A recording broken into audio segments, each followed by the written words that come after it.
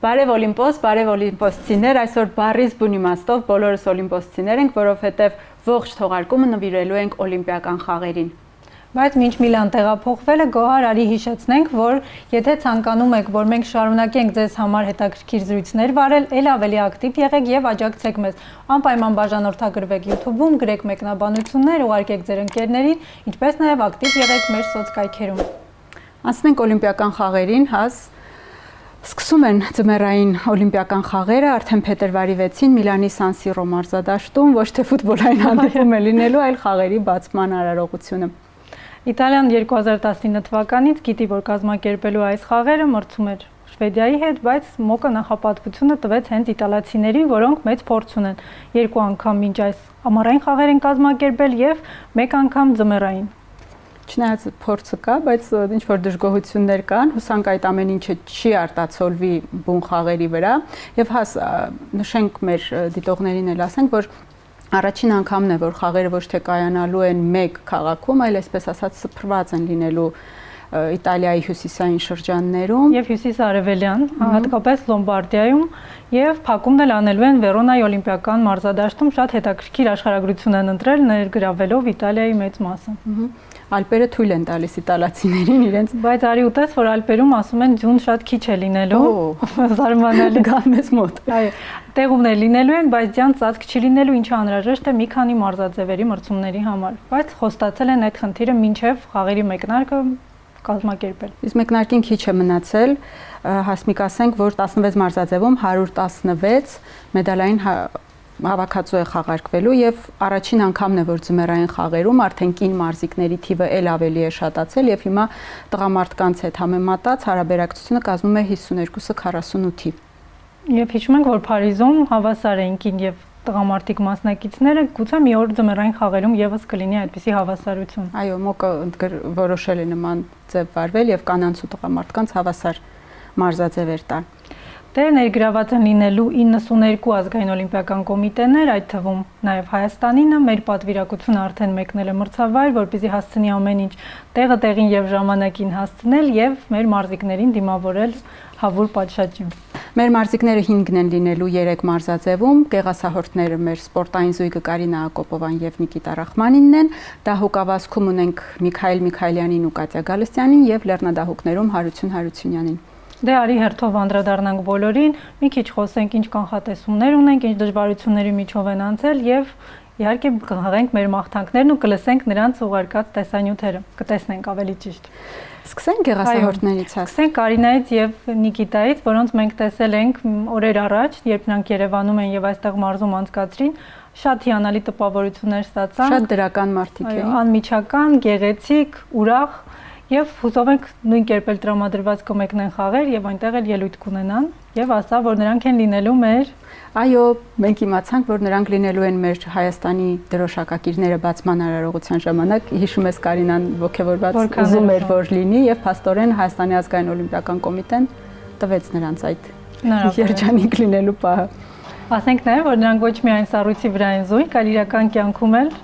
նշանված են եւ գուցե օլիմպիական խաղերից հետո կամ երբ նպատակահարմար կգտնեն, նաև ընտանիք կկազմեն, շատ հաճելի է նրանց հետևել եւ կյանքում եւ սպորտում։ Եվ շատ գեղեցիկ համարներ են ներկայացնելու նրանք, նախ ելույթ կունենան Արցախով, Արա Գևորգյանի։ Նրանք իդեպ քանի որ ասեցինք, տարբեր քաղաքներում են, նրանք լինելու են Միլանում։ 15-ին սկսելու են կարճ ծրագիրը եւ հաջողություն ունենալու դեպքում 1 օր անց արդեն ազատ ծրագրով են հանդես գալու, որը կազմել է միլիոնատեր հայտնի հոլիվուդյան եւ օսկարակիր միլիոնատերի հետնախորշերից ֆիլմի երաժշտության ներքո էլի շատ գեղեցիկ եւ անզուգական կատարում է, հուսանք ամեն ինչ մաքուր կլինի եւ մերոնք առավելագույնս միավորներ կվաստակեն։ Տեսնելով նրանց մարզումները, լսելով մասնագետներին, ես կարծում եմ, որ Կարինան ու Նիկիտան ամեն դեպքում ուրախացնելու են մեզ եւ չմոռանանք ասել, որ նրանք առաջին սպորտային զույգն են, որ մասնակցելու են ուղեգիր են նվաճել եւ Հայաստանը ներկայացնելու են օլիմպիական խաղերում։ Նաեւ մեծ զրույցում նշել էին, որ իրենք հավատում են, որ կկարողանան ընդգրկվել լավագույն տասնյակում, հիանալի արդյունք կլինի եւ ինչն էլ իհարկե մաղթում են, որ առավելագույնս հաճույք ստանան եւ բարձր հորիզոնական զբաղեցնեն։ Привет, меня зовут Карина Акопова. Меня зовут Никита Рахманин. Мы представляем сборную Армении на Олимпийских играх в Милане в 2026 году. Мы с удовольствием ответим на несколько вопросов, связанных с Олимпиадой. Тренировки до сих пор идут. Мы только что откатали произвольную программу. Нам предстоит завтра тренировка и в понедельник. Мы ставим задачу для себя откататься чисто. Да. И порадовать наших болельщиков. Программы у нас две. Короткая и произвольная. Короткая поставлена под произведение, да? Под музыку Арги Варкяна «Арцах». Она много значит для нас. Произвольная программа у нас стоит под музыку «Миллионер из трущоб».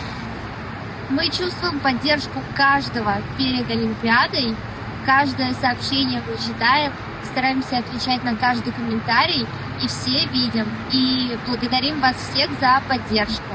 Она для нас очень важна. Для меня первая Олимпиада значимая, которую я смотрела, была как раз-таки в Сочи, где мы сейчас и находимся. Это олимпийский объект, здесь проходил хоккей. И эта Олимпиада была для нас одна из значимых, потому что она проходила в России. Мы представляли Россию. И круто, что у нас есть возможность быть и находиться в Сочи, где проходили Олимпийские игры. Անցնենք դահուկորդներին, Միքայել Միքայելյանը պատկերացնում է արդեն երրորդ անգամ է մասնակցելու օլիմպիական խաղերին։ Պատկերացնելը որն է նրա բոլոր օլիմպիական խաղերին մենք հետևել ենք։ Միքայելը դահուկորդների ընտանիքից է, նրա ծնողները մարզիչներ են, եղբայրը Սերգեյը եւս մասնակցել է օլիմպիական խաղերին եւ հիմա հերթը Միքայելինն է։ Նա երկու անգամ օլիմպիական խաղերի բացման հաղորդության ժամանակ եղել է մեր դրոշակակիրը եւ մեծ փորձով եւ հույսերով մեկնում է նաեւ այս խաղերին։ Մենք մեր նախորդ հաղորդումներում անդրադարձել ենք դահուկասպորտին եւ գիտենք թե ինչ խնդիրների առաջ են կանգնած այս մարզիկները, բայց շատ մեծ հարգանքի են արժանի, որ այդ ամեն ինչը հաղթահարում են եւ կարողանում են ոչ միայն ուղղակի ներկայացնել Հայաստանը, այլ ուղեգիր ձեռք բերել եւ մեկնել ու մասնակցել խաղերին։ Իդեպ սրա մասին եւս ուզում էի խոսել, Հասմիկ, արդեն տևական ժամանակ է մեր ձմեռային մարզաձևերի ներկայացուցիչները նվաճում են օլիմպիական ուղեգրեր։ Հիշում ես նախկինում ազգային օլիմպիական կոմիտեներին տրվում էին այսպես կոչված սպիտակ քարտեր եւ մեր մարզիկները դրանք վերցնում գնում էին։ Հիմա դժվարին պայքարում նրանք նվաճում են այդ ուղեգրերը եւ մասնակցում են։ Հիմա էլ են տրվում, պարզապես ազգային օլիմպիական կոմիտեն նախապատվությունը տալիս է ուղեգրերով հանդես եկող մարզիկներին եւ մեր 5-ն էլ կարողացել են իրավունք են նվաճել եւ ներկայացնելու են Հայաստանը։ Այդ դեպքում երևի ավելի ակնկալիքներն են նրանցից բարձր եւ պատասխանատվությունն է իհարկե մեծ։ Մենք գիտենք, որ ձմեռային մարզաձևերում միևնույնն է մենք մեդալային պայքարին խառնվել չենք կարողանա, այդքան ուժեղ չենք, որովհետեւ հսկայական աշխատանք պետք է տարվի ներդրումներ, բայց մասնակցությունը ու լավ ելույթը եւս շատ կարեւոր է։ Ինչը եւ մաղթում ենք մեր այս 5 մարզիկները, որպեսզի կարողանան անել։ Վերադառնանք Միքայելին եւ ասենք, որ նա պայքարելու է Պրեդացոյում եւ փետրվարի 8-ին հանդես կգա 20 կիլոմետր սկիաթլոնում եւ 13-ին արդեն 10 կիլոմետր ազատ ոճում։ Իսկ հիմա դիտենք Միքայել Միքայելյանի տեսանյութը եւ կշարունակենք։ Այո, ճիշտ եք նկատել, սա իմ երրորդ օլիմպիական խաղերն են, տրամադրվածությունս ինչպես միշտ բարձր է, գնում ենք լավ արդյունքներ ցույց տալու համար։ Իմ առաջին օլիմպիական խաղերի ժամանակ մի քիչ անփորձ էի, երիտասարդ էի, հիմա փորձու արդյունքներս բավականին այլ են, քան առաջին օլիմպիական խաղերի ժամանակ։ Այո, նաև եղել եմ դրոշակակիրը երկու օլիմպիական խաղերի անցյալ զգացողություններս ու հիշողություններս ուղղակի հպարտանալու եւ լավ զգալու տեղիք են տալիս այս ամենին։ Այս խաղերի նախապատրաստական փուլը հիմնականում նույնն է, ոնց որ այլ անցած օլիմպիական խաղերի հետ համեմատած, ուղղակի տարիքի հետ ամեն անգամ, ամեն տարի բարձրացնում եմ մարզումային եւ մարզումային ծավալներն են բարձրացնում ու ինչպես նաեւ ավելի շատ եմ մարզվում տարի։ Ոգեշնչումը օգնում է այս դժվարին պայմաններում շարունակել այս ամեն ինչով զբաղվելը, սերը ընտանեկան սերը այս հարցի, այս ամեն ինչի շուրջ, ինչպես նաև սերը հայրենիքի եւ բռնած գործի նկատմամբ։ Ադրբեջանական գրությունը փակելու համար միանշանակ նորից ու նորից խոսել եմ ու կրկնում եմ, որ առաջին պատասխանատուն իմ քայլերի համար ես եմ եւ ամբողջովին պատրաստ եմ ու միշտ պատասխանատու եմ իմ քայլերի համար։ Ուղղակի տեսակարությունն ու առանց երկմտելու փակեցի ու գնացի ելույթի։ Ընտանիքս դե միշտ օգնում է, իմ կողքին է այս հարցում, թե դա ուղղում, թե մարզումների ընթացքում, թե առօրյայում։ Փոքրիկ դեռ չունեմ, հուսով եմ կունենամ օլիմպիական խաղերից հետո։ Ձմեռային մարզաձևերի սիրահարներին կարող եմ ասել, որ զբաղվեք սպորտով, շատ դահուկ քշեք։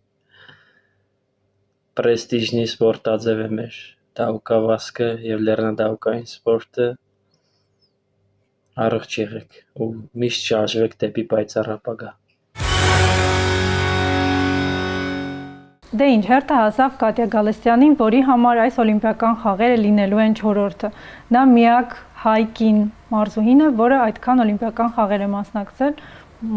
Ուղղակի մնում է հիանալ նրա ջանքերով, համբերատարությամբ, էներգիայով եւ չհանձնվելու ուժով։ 12 տարի նա օլիմպիական խաղեր է մասնակցում, պարզապես հիանալ կարելի է, նորից պետք է կրկնվեմ, բայց անկախ դժվարություններից նա շարունակում է պայքարել։ Հավատում է իրեն եւ երբ հիշում ես այս մեր ձմռան օրերին ցուրտ ինչպես է դիմանում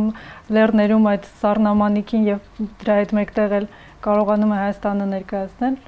կեցը։ Կատյան նաև շատ մեծ փորձ ունի կուտակած, նշեցինք 4 օլիմպիական խաղեր է մասնակցում եւ ես կարծում եմ, որ նա մեկնարկին շատ ավելի հանգիստ կլինի, քան օրինակ եղել է առաջին օլիմպիական խաղերի ժամանակ եւ կկարողանա իր լավագույն արդյունքը ցույց տալ այս անգամ։ Հուսանք։ Եվ նշենք, որ նա փետրվարի 7-ին նորից Պրեդացոյում հանդես կգա 20 կիլոմետր սկիաթլոնում, իսկ 13-ին 10 կիլոմետր ազատ ոճում։ Լսենք Կատյա Գալստյանին։ Ես այն բախտավոր հայտագործներից մեկն եմ, որը մնալով սպորտի մեջ ձեռք է բերել արդեն 4-րդ օլիմպիական խաղերի վարկանիշը։ Ավելի քան երբևէ ձգտել եմ թե հոգեպես, թե ֆիզիկապես պատրաստ լինել, օգտագործելով կոպիտ ուժ, ճշգրիտ տեխնիկա, որպեսզի բարելավեմ ստացած արդյունքը։ Ես դժվարին վաղուց հաղթահարել եմ, որ մնամ ակտիվ սպորտում։ Ինձ մոտիվացնում է իմ բազմաբովանդակ մարզումները, հավաքների մասնակցելը, ընդհանրապես իմ առօրյան սպորտի մասին է։ Ես դեռ անցած գարնանը գիտեի, որ ես եմ խաղերի մասնակիցը, իսկ մեկնարկների չմասնակցելը դա ֆինանսների խնդիրներ, որը երկար տարիներ ծառացել է մեր ֆեդերացիայում։ Մեկնարկների մասնակցելով ես պետք է բարելավել իմ վարկանիշը։ Բնականաբար ցանկացած սպորտսմենի համար մեծ ուրախություն է, որ ինքն է մասնակցում օլիմպիական խաղերին։ Պետք է շարժվել օլիմպիական կարգախոսով, լինել արագ, ուժեղ եւ բարձր։ Մաղթում եմ մեր օլիմպիականներին ունենալ մեծ հաջողություն մեծ սպորտում։ Եվ մեր վերջին ներկայացուցիչը Հասմիկ լեռնադահուկորդ Հարություն Հարությունյանն է, որի համար այս խաղերը առաջինն են լինելու, նա կարող էր մասնակցել Պեկինում, բայց հիշում ենք կորոնավիրուսով պայմանավորված որքան